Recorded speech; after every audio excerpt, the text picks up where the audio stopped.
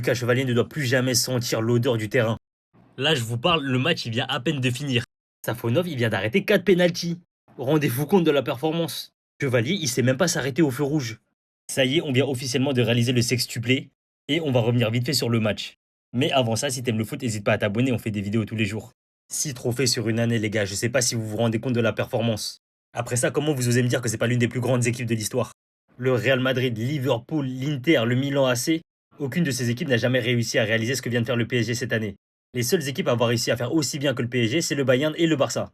Donc déjà, si votre équipe n'a jamais fait le sextuplé, ne parlez pas avec moi.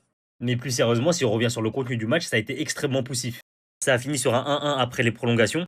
Franchement, nos offensifs, c'est extrêmement dur. Alors oui, je sais qu'ils reviennent de blessures, je sais qu'ils sont en manque de rythme, en tout cas pour certains, mais je suis désolé, c'était loin d'être suffisant.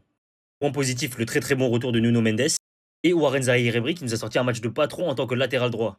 On était en droit de s'inquiéter pour l'intérim de Hakimi, mais force est de constater que Warren Zaïre-Emery, il fait plus que le boulot. Je suis pas loin de dire que c'est l'un des meilleurs joueurs à son poste cette saison. Et que dire de cet homme? Deuxième gardien dans la hiérarchie, il a regardé Chevalier arriver cet été. Il a rien dit et dès qu'on lui a laissé l'opportunité de jouer, il a montré qu'il avait clairement sa place. On sait tous que Chevalier, il a fait énormément d'erreurs en ce début de saison. Alors oui, on voulait lui laisser un temps d'adaptation, mais là, force est de constater que Safonov, lui, il en a pas besoin. Et on n'a pas le temps d'être indulgent avec Chevalier jusqu'à la fin de la saison.